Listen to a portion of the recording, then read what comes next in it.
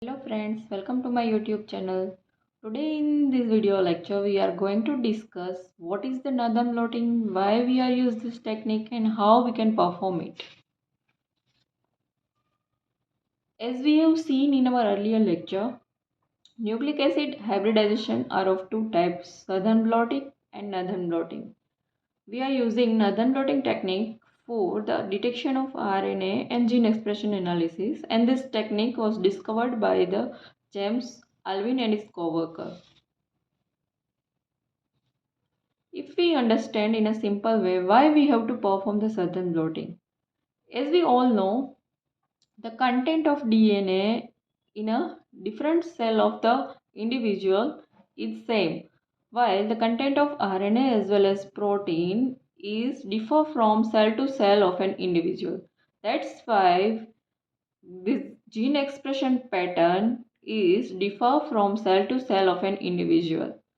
For example, if we have to compare this cancer cell and normal cell, in the cancer cell and normal cell, gene expression of the oncogenes is differ. That's why if we see the oncogene expression in the cancer cell, it is higher, while oncogene expression in the normal cell is lower. We have to compare this both by using the northern blotting technique. This is the overview of the northern blotting. Here, first step of the northern blotting is the isolation of the RNA from cell. Either it is the eukaryotic cell or prokaryotic cell, or we can say in the eukaryotic it is the plant cell or animal cell. Here, after the isolation, we require the separation of this isolated RNA. As we all know, the RNA present in the secondary structure in the cell. That's why we have to convert it into linear form by the treatment of formaldehyde during the Agarose gel electrophoresis.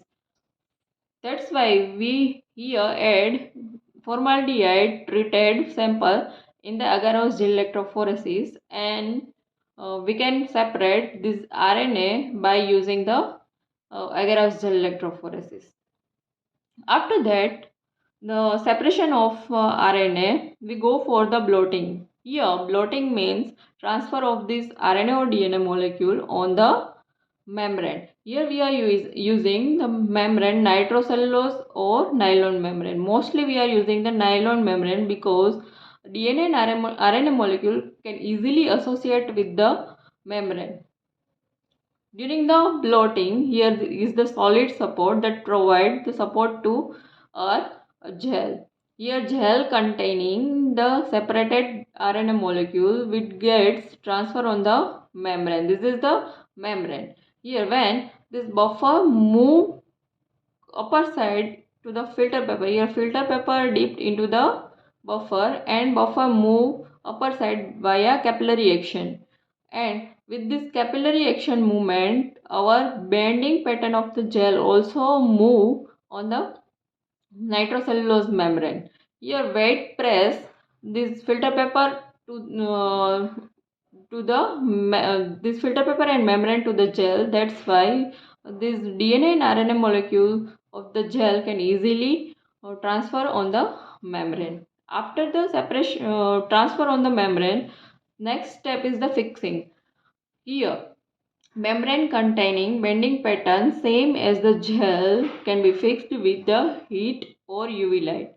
Then after the fixing, the fourth step is the hybridization with the probe. Here, what is the probe? It is the short oligonucleotide sequence labeled with different molecules, either chromogenic, fluorescence or radiolabeled substance. Here, the sequence of probe is complementary to our gene of interest. When we flood this membrane with the probe, at that time probe will go and bind to the targeted sequence of our gene of interest. For example, here red one is the probe labeled with certain substance and it will bind to the gene of interest. Here, after the binding, we can detect this labeled probe with different detection technique, that is the autoradiography, calorimetric detection, fluorescent detection, and chemiluminescence detection. This is all about the overview of Nathan blotting technique. Now we moving toward the application.